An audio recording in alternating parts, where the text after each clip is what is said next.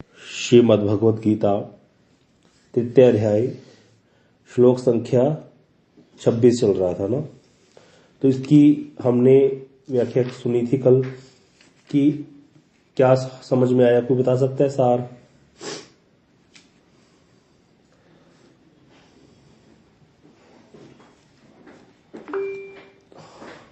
हाँ जी, निकुंजेश्वरी दीदी आप बताइए। हरे कृष्ण प्रभु जी, धन्यवाद प्रणाम। प्रभु जी, इसमें बोला गया कि ज्ञानी है जो वो अज्ञानी को सीधा ज्ञान योग का उपदेश नहीं दे सकते। ठीक है। जिसका कर्म में अधिकार है वह कर्म करने पर करे, पर निष्काम भाव से करे, जिससे उसकी चित्त होगी, फिर जाके उसको ज्ञान योग का बिल्कुल ठीक, बहुत बढ़िया। और भक्ति में भक्तों के लिए है ये श्लोक? नहीं प्रभु जी, भक्ति का उपदेश किसी को भी किसी भी अवस्था में दिया जा सकता है, क्योंकि भक्ति में चित्त की शुद्धि की आवश्यकता जरूरी नहीं है। सही है, बिल्कुल सही बताया, बिल्कुल सही। अब इसकी सप्रकाशिका वृत्ति पढ़ते हैं हम। प्रभु जी करना नीचे। यहाँ पर क्या कह रहे हैं आगे? गुरुदेव बहुत अच्छे से समझा रहे हैं। गुरुदेव कह रहे हैं कर्म का तात्पर्य उस ज्ञान से है जो ज्ञान भक्ति को लक्ष्य करता है। अर्थात यहाँ पर क्या कहना चाहते हैं गुरुदेव कि भाई निष्काम, जो लैडर के हिसाब से बात करें तो जो ज्ञान भक्ति को लक्ष्य करता हो, कर्म का तात्पर्य उस ज्ञान से है। जो इस तत्व को नहीं जानते वे अज्ञ है। कर्म क्यों करना चाहिए? ताकि धीरे धीरे हम निष्काम होकर पहले क्या करें? निष्काम कर्म करें, निष्काम कर्म योग करें, निष्काम कर्म योग से फिर ज्ञान योग में बढ़े, फिर आगे भक्ति को लक्ष्य करेगा वो। लेकिन जो इस तत्व को नहीं जानते वो अज्ञ है अर्थात अज्ञानी है। इस अज्ञान के कारण जिनके कर्म में आसक्ति है वो कर्म संगी कहलाते हैं। तो यहाँ पर गुरुदेव ने कहा कर्म संगी कौन है? जिसको ये सब कुछ पता ही नहीं, वो आ रहे हैं बस मौज ले रहे हैं। यहाँ पर आकर उनको लगता है कि हम यहाँ मौज लेने आए, मुझे तो मौज लेनी है बस, शास्त्र के अनुसार नहीं चल रहे, तो वो कर्म संगी है। तो ज्ञानी जो व्यक्ति है, जिसको आत्मनात्म विवेक हो गया है, वो ऐसे कर्म संगियों को क्या करेंगे? शास्त्र विहित कर्म में ही नियुक्त करेंगे, क्योंकि अज्ञों की बुद्धि को विचलित करने से कर्म के प्रति क्या हो जाएगा? उनकी श्रद्धा नष्ट हो जाएगी। अगर वो उनको समझाएंगे कर्म जड़ है तो उनकी श्रद्धा नष्ट हो जाएगी कर्म के प्रति। ज्ञान में अधिकार उनका है नहीं, क्योंकि ज्ञान के अधिकार के लिए क्या चाहिए? वो बता सकता है? चित्त की शुद्धि चाहिए। अब ज्ञान का अधिकार उनका है नहीं, चित्त शुद्ध है नहीं उनका, और कर्म में हमने उसकी श्रद्धा नष्ट कर दी बेचारे की। उसको बता दिया कर्म तो जड़ है, अच्छे से समझा दिया कर्म की थ्योरी को। कर्म में उसका अधिकार चला गया, मतलब कर्म वो करनी करेगा नहीं, कोई भी कर्म करना छोड़ देगा, विकर्म में आ जाएगा वो। और ऐसी स्थिति में क्या होगा?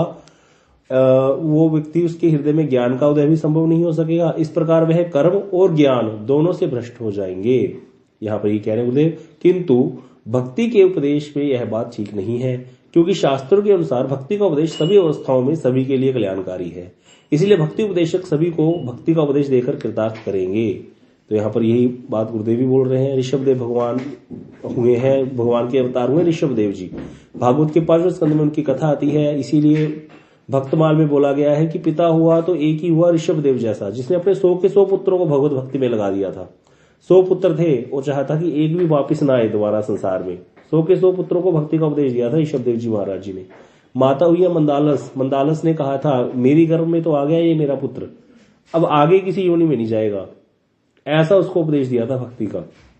तो ऋषभदेव जी कहते हैं मेरा धाम, अर्थात वो तो भगवान के अवतार हैं, तो कह रहे मेरा धाम और मेरी कृपा ही एकमात्र प्रार्थनीय होने पर भगवान ऋषभदेव कह रहे हैं अपने कि कोई भी व्यक्ति, पिता जो है वो पुत्रों को, गुरु शिष्यों को और राजा प्रजाओं को मेरी भक्ति की शिक्षा देंगे। ऋषभदेव अपनी भक्ति की बात कर रहे हैं, क्योंकि वो भगवान है, तो भगवान के अवतार है। इसीलिए वो कह रहे हैं कि भाई जो भगवान की भक्ति का उपदेश देगा वो कौन है? पिता पुत्र को देगा, गुरु शिष्य को, राजा प्रजा को। नहीं तो वो गुरु नहीं है, पिता पिता नहीं है, माता माता नहीं है, स्वजन नहीं है, संबंधी नहीं है।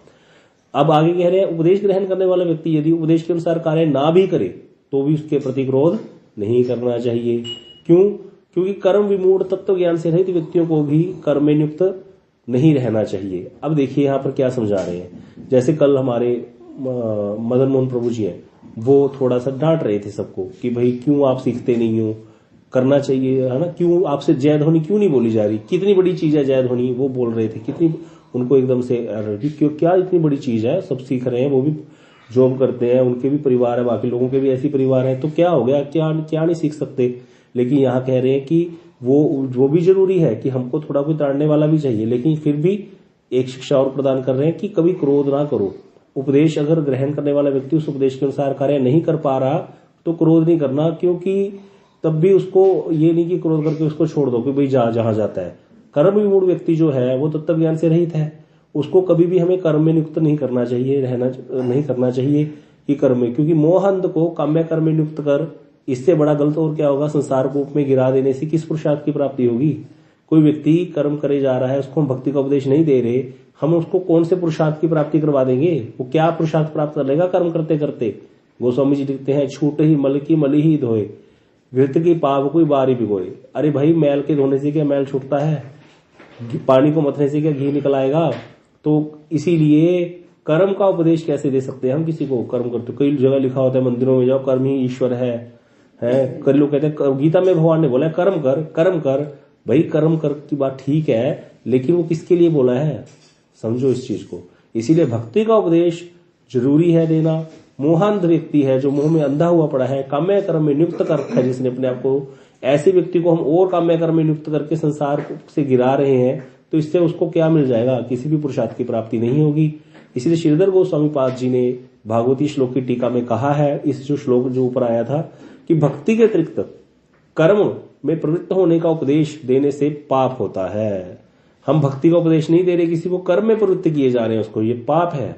गीता में भगवान जो यहाँ इस श्लोक में जो कह रहे हैं, यहाँ पर कहते हैं योजित सर्वकर्माणि, गुरुदेव कह रहे हैं ये ज्ञान का उपदेश देने वालों के लिए समझना चाहिए, भक्ति का उपदेश के लिए नहीं है। चक्रवर्ती पाद जी का ऐसा विचार है। श्री विष्णु चक्रवर्ती पाद जी कह रहे हैं यहाँ पर कोई इस चीज को आपको बोले ना कि भाई भगवान ने तो कहा बुद्धि में भेद पैदा मत करो, तो वो बुद्धि में भेद कौन नहीं पैदा करेगा, ज्ञानी। ज्ञानी किसी की बुद्धि में भेद नहीं पैदा करेगा, है ना। तो इसीलिए वो जो आते हैं कोई भी ये कहते हैं ना हम आपकी कुंडलिनी जागृत करा देंगे या ध्यान योग का कैंप लग रहा है जी, और वो हमको कहें कि कर्म ना करो, कर्म क्या है, कर्म तो जड़ है, तो वो व्यक्ति गलत है, वो आज्ञा का पालन नहीं कर रहा। हम लोग जो भक्ति का उपदेश दे रहे हैं किसी को, है ना, और कह रहे हैं कर्म छोड़ो, तो उसमें कोई दोष नहीं है, क्योंकि यहाँ पर ये बात भागवत जी से लेकर के कितने ही श्लोकों द्वारा पुष्ट कर दिया। इस पे कई श्लोक दे रखे हैं, पहले विष्णु चक्रवर्ती पाद जी ने, गुरुदेव ने भी दिया, और भी बहुत सारे श्लोक हैं, अगर आपको चाहिए होंगे दे देंगे। बहुत सारे श्लोक हैं जिसमें ये बात बार बार बोली गई है, भैया कर्म में क्यों करना, क्यों।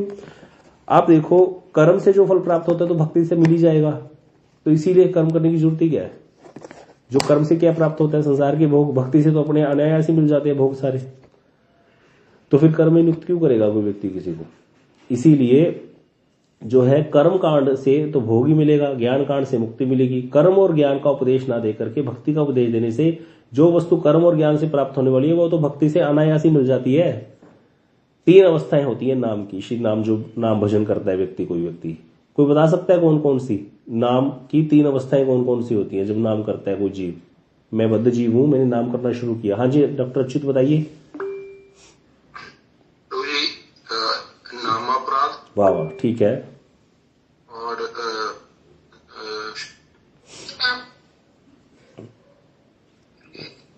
नहीं याद, नाम होता है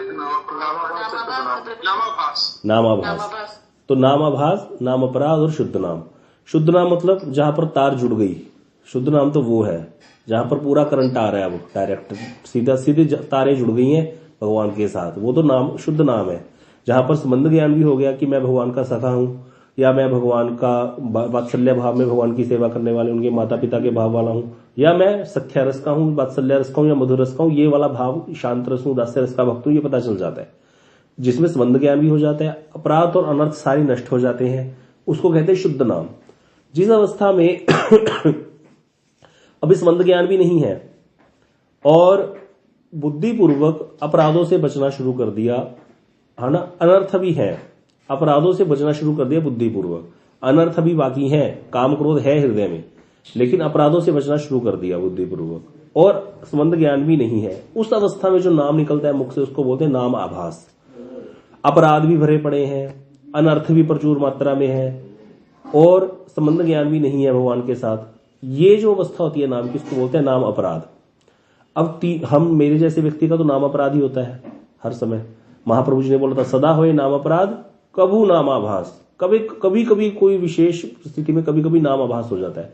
हम माला कर रहे हैं बैठ के, हरे कृष्ण कृष्ण कृष्ण हरे हरे, हरे राम राम राम हरे हरे। काम क्रोध लोभ मोह मद मात्सर्य हृदय में भरा पड़ा है, चित्त शुद्ध नहीं है।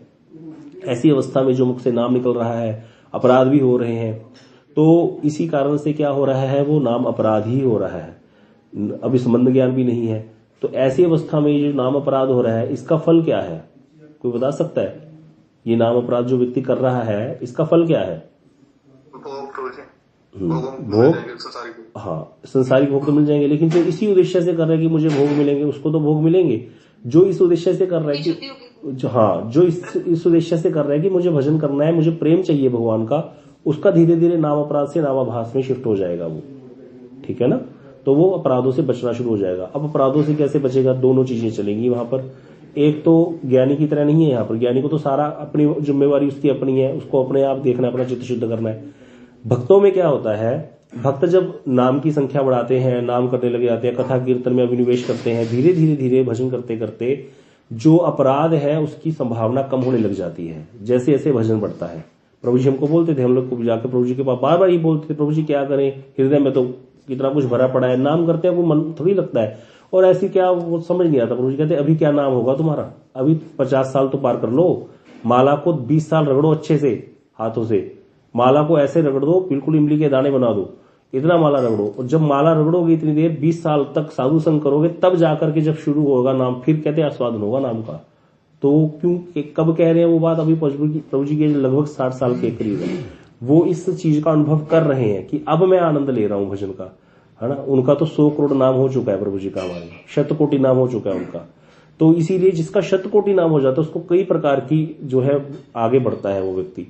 अब यहाँ पर क्या होता है, उसमें दोनों चीजें होती है, बुद्धिपूर्वक भी नाम अपराध से बचता है व्यक्ति, और नाम प्रभु भी कृपा करके उसको रक्षा करते हैं नाम अपराध से बचने के लिए। तो धीरे धीरे अपराधों से बचता है।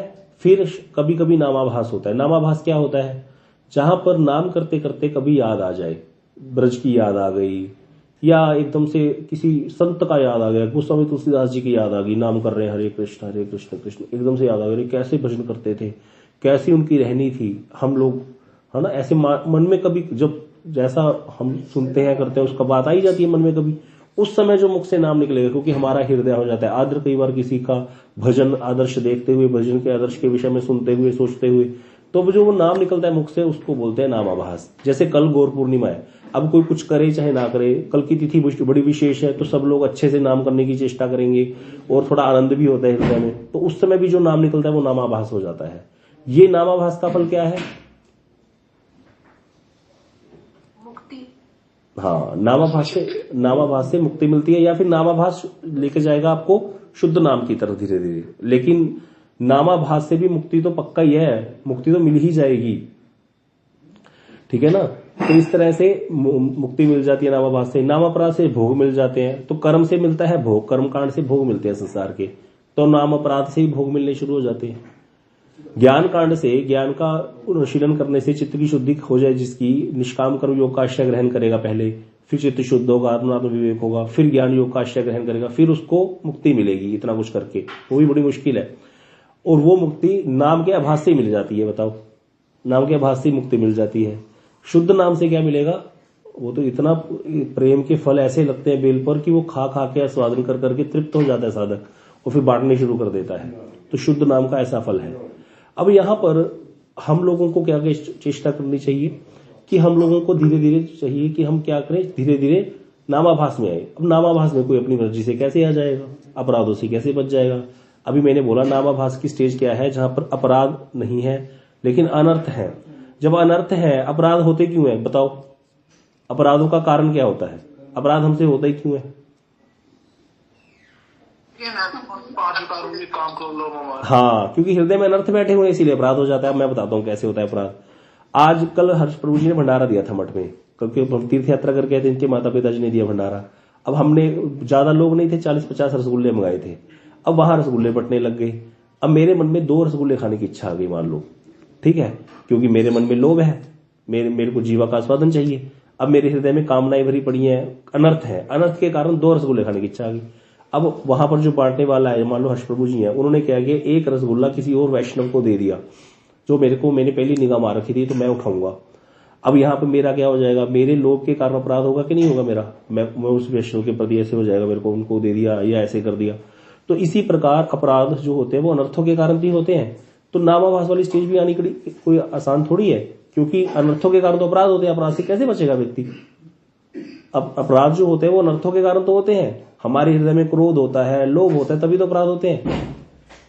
तो इसीलिए अपराध से कैसे बचता है? धीरे धीरे, नाम प्रभु की कृपा से ही बचता है। धीरे धीरे होता है, चोट पड़ती है धीरे धीरे। छोटी सी बात कल की बताता हूँ। कल जब हम मठ से आ रहे थे भंडारा करने के बाद, तो बांकी बिहारी जी का गेट आता है, वहां से भी हमारे घर का रास्ता आता है, बाहर का जो आउटर वाला। तो वहां से मैं साइकिल घुसाने लगा तो उसने मुझे आने नहीं दिया, रिक्शा वाले ने, और उसने पुलिस वाले ने। तो मैं उसको थोड़ा बोल के आ गया उल्टा पुल्टा सा। लेकिन जैसे मैं घर में आया, पहले तक तो बहुत क्रोध आया हुआ है, लेकिन जैसे मैं घर पे, मुझे बड़ा बुरा लगा। मुझे लगा मेरे को उसको ऐसे बोलना नहीं चाहिए था, वो भी खड़ा वहां पे ड्यूटी दे रहा है। पर मेरे को गुस्सा इसलिए आ रहा था कि उन लोगों ने बीच गली के आगे गेट बंद कर दिया और आम लोगों को रास्ता बंद कर दिया। पीछे लगाओ जाकर जहां बिहारी जी का। अब ऐसे तो सबके रास्ते बंद कर दोगे धीरे धीरे तुम। लेकिन फिर भी मुझे लगा अच्छी बात नहीं है, ये करना नहीं चाहिए था, ऐसे नहीं होता, हमारे को तो सहन ही करना चाहिए। तो शाम को जब मैं परिक्रमा पे गया तो मैंने उससे क्षमा मांगी। अब वो मुझे पता क्या बोला बाबा यहाँ तो इतने लोग आते हैं, पता नहीं, मुझे तो कोई याद भी नहीं आपने मुझे क्या बोला था, मतलब ऐसी कोई बात ही नहीं है। मैंने कहा नहीं, फिर भी तुम मुझे क्षमा कर दो। अब ये जो बात आई मेरे मन में, क्योंकि सुबह तो मैं इतना अहंकार आ गया था मेरे अंदर कि ऐसे खड़े हो जाते हैं, यहाँ पर बंद कर देते हैं, ये बिल्कुल जाने नहीं देते किसी को। और यहाँ पर हमारा तो घर है, यहाँ पर हम क्यों नहीं जाएंगे, अपने घर नहीं जाएंगे हम? ऐसे बोलने लग गया उसको, अपने घर भी नहीं जाने दोगे तुम हम लोगों को? और ऊपर से लोग रंग डाले जा रहे हैं बिना मतलब के, सारे कपड़े खराब कर देते। तो अब क्या है, ये जो है शाम को जाकर उससे क्षमा मांगी, ये क्या है, ये जो हो गया धीरे धीरे बचाव कर रहे हैं नाम प्रभु। अब अगर वैसे पहले वाले होते तो क्या मैं जाकर उससे क्षमा मांगता? नहीं मांगता, कभी नहीं होता। व्यक्ति और ज्यादा किसी के पीछे पड़ जाता है। भक्ति जो है जीव को क्या करती है, धीरे धीरे उसको सुधारती है। भक्ति देवी हृदय में आकर के उसको शोधन करने शुरू कर देती है। धीरे धीरे होता है ये प्रोसेस, टाइम लगता है। साधु संग में रह करके ये चीजें हमको सीखने में मिलती हैं। अपराध होंगे, ऐसे कभी नहीं हो सकता अपराध नहीं होंगे। जो बच्चा साइकिल चलाना सीखता है, पहले कैंची सीखता है, कैंची चलाते समय गिरता है, कितनी बार गिरता है, लेकिन अगर वो कहे कि भाई गिर जाएंगे तो सीखने की जरूरत क्या है, फिर कभी सीख नहीं पाएगा।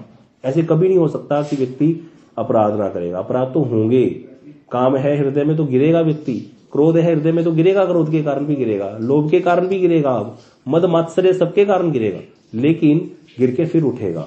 यही है भक्ति। तो यहाँ पर जो है धीरे धीरे नाम अपराध, नाम अब और नामाभास में कैसे बदलता है? अभी मैंने कहा था नामाभास में क्या होता है कि थोड़ा थोड़ा याद आने लग जाती है। अब याद कैसे आएगी? आप लोग ब्रज में आए, अभी आप लोग 19 तारीख का हो गए, कल हम बैठ करके प्लान कर रहे थे, हम आपको मुखराई लेके जाएंगे, राधा जी का नानी हाउस है। अब बच्चे भी घर में बड़े खुश होते हैं, नानी हाउस जाएंगे, हम राधा जी के नानी हाउस जाएंगे, तो वहां जाकर के कथाएं श्रवण करेंगे, बैठेंगे, दीप जलाएंगे, कथाएं सुनेंगे, और स्थानों पर जाएंगे, कुम्भन दास जी के स्थान पर जाएंगे, यमुना उक्तो गांव, जहां पर ठाकुर जी उनके खेत में खेलने आ जाते थे उनके साथ, मंदिर छोड़ करके। और कितने सुंदर स्थान, सूरदास जी महाराज, भगवान उनको मिलने आए, ठाकुर जी, सूरदास जी ने पीठ कर ली। बताओ, भगवान की तरफ तो वैसे पीठ करके नहीं बैठते, भक्त तो बैठे गए क्यों, जो पगे हुए हैं। ठाकुर जी मिलने आए, सूरदास जी मुंह घुमाकर बैठ गए, ऐसे नाराज हो गए थे, क्योंकि ठाकुर जी ने एक पद लिख दिया था कृष्णदास जी के लिए। इतनी सुंदर कथा है। तो इन सब कथाओं को हम श्रवण करेंगे, वहां पर जाएंगे, उन स्थानों पर जाकर उसकी रज को माथे पे लगाएंगे। तो उससे क्या होता है, एक संस्कार बन गया, भक्ति वाला संस्कार बन गया, एक छाप आ गई हृदय में। उन सब स्थानों के दर्शन किए, वहां घूमे, गए, नाचे गाए, कीर्तन किया, कथाएं सुनी, चले गए अपने घर। अब जाकर के नाम करना शुरू किया घर में, नाम तो करना ही नियम है। उस समय उन सदगुणों की याद आएगी, तो धीरे धीरे वो कभी कभी नामाभास भी होगा। नाम अपराध रहते रहते बीच बीच में नामाभास भी होगा।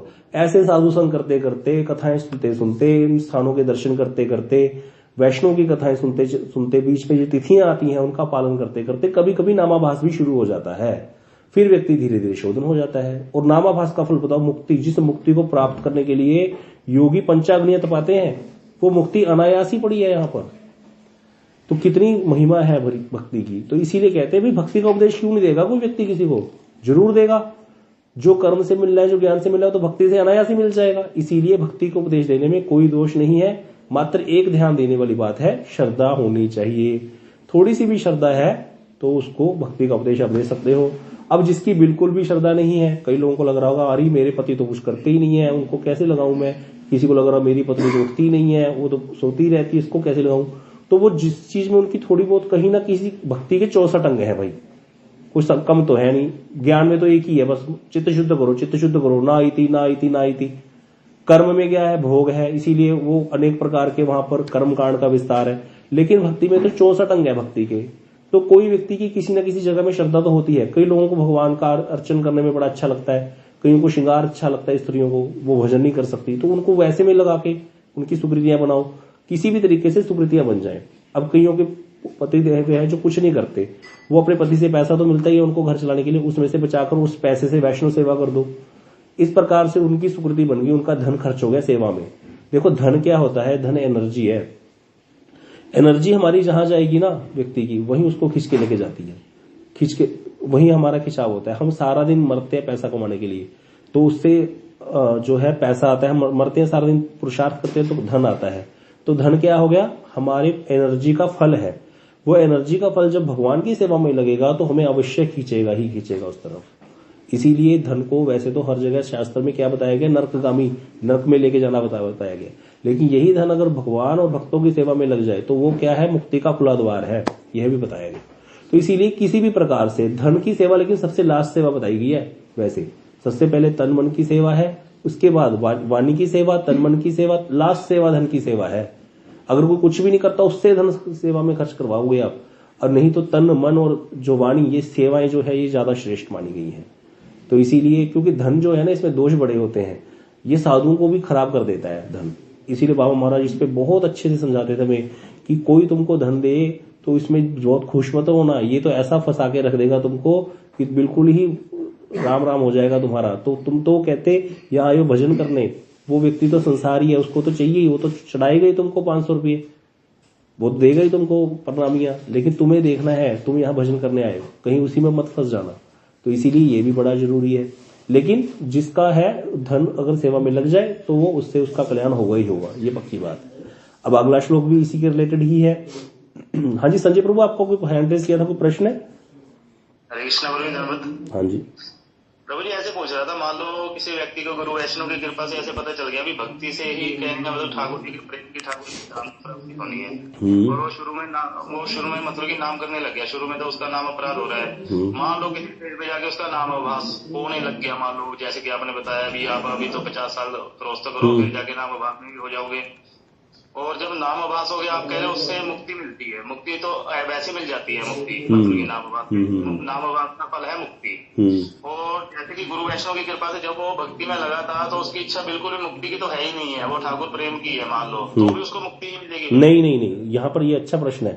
वो मुक्ति का अधिकारी हुआ है, लेकिन वो मुक्ति उसको मिलेगी नहीं। क्यों? क्योंकि उसकी इच्छा ही नहीं है। हम लोग जो कीर्तन करते हैं उसमें एक भी जगह है मुक्ति की प्रार्थना। क्या कह रहे हैं, जन्मायोबे मोए इच्छा यदि तोर, भक्त गृहे जनी जन्म हो मोर।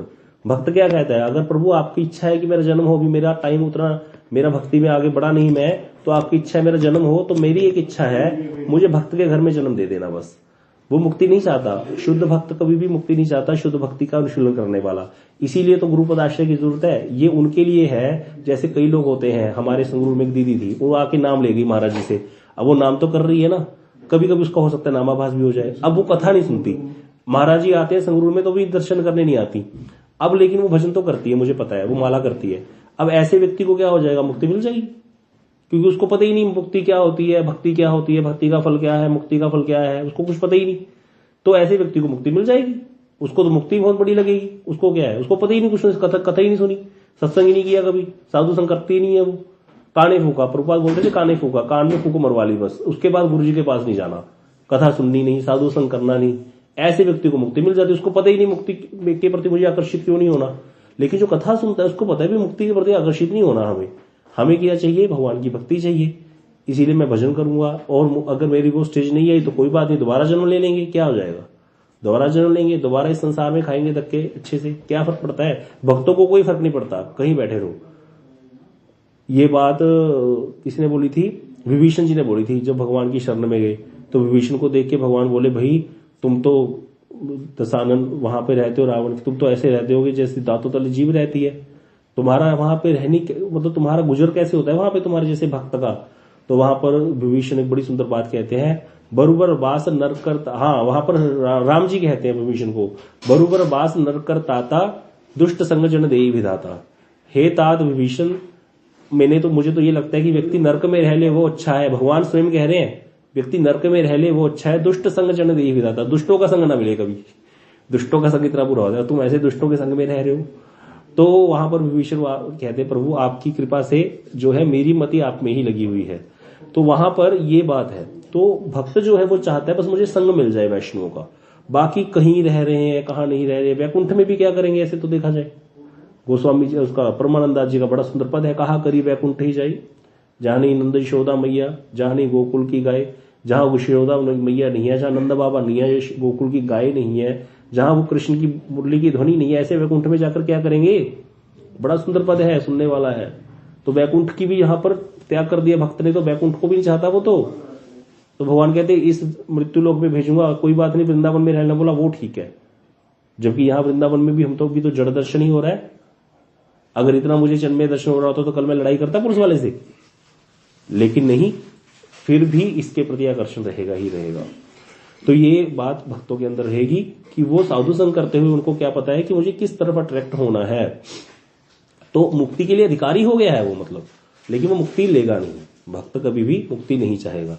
जो कभी साधु संग ही नहीं किया उसके लिए तो जो मिल जाए वही अच्छा है। भोग भी तो मिलते हैं, कई लोग तो इसी में खुश हो जाते हैं और वो जाते ही नहीं ज्यादा बात उनको। देखो विवेकानंद जी ने कहा था, religion is not the task of empty valleys.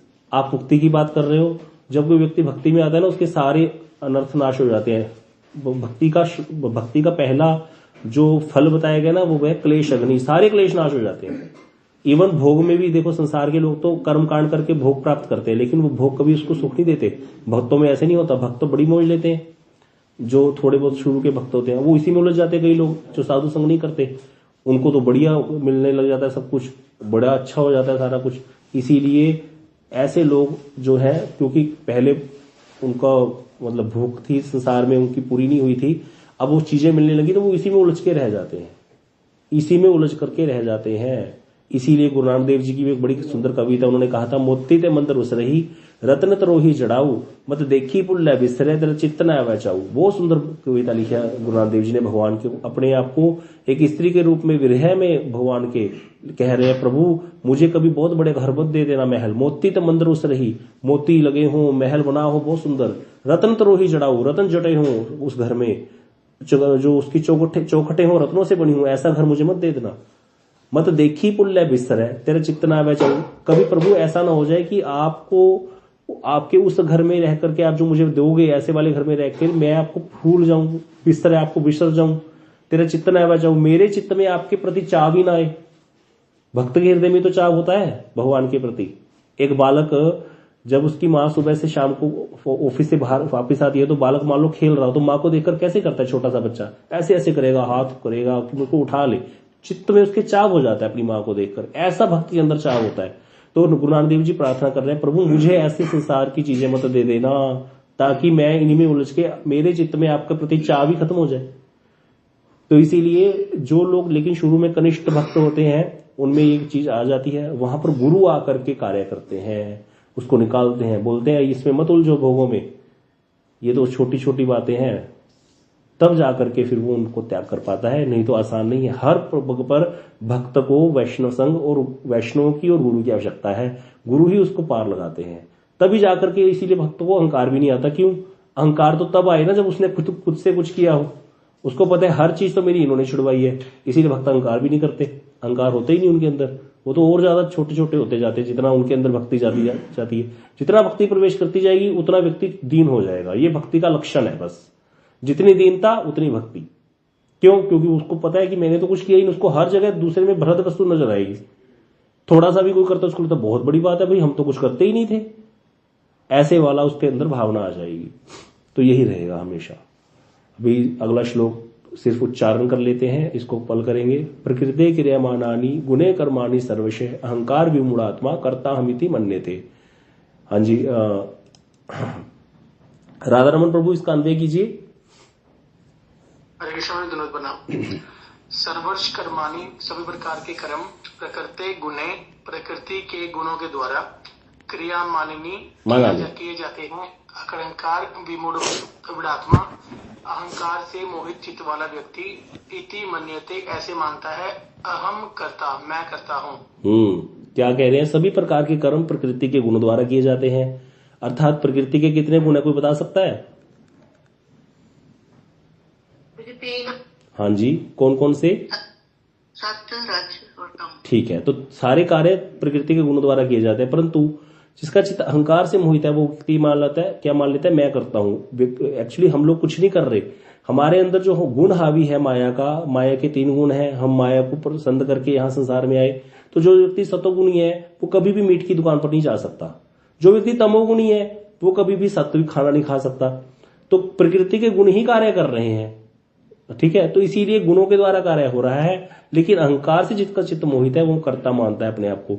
ये इंपॉर्टेंट श्लोक है, इसी को लेकर एक बार मैंने विनोद बाबा से बहुत देर चर्चा की थी, तो उन्होंने बहुत अच्छे से समझाया था, बड़े प्रसन्न हुए थे। फिर उन्होंने कहा था मेरे पास आया करो, लेकिन वही था कि मतलब गुरुदेव तो हमारे नारायण गोसाई महाराज जी ने तो इतना कुछ दिया है कि कोई जरूरत ही नहीं पड़ती। तो इसीलिए ये श्लोक में बहुत इसकी अच्छी व्याख्या है, इसको अच्छे से समझेंगे, कल इसका चर्चा करेंगे। अभी जय ध्वनि दीजिए और प्रेमानंदे हरि हरि बोल।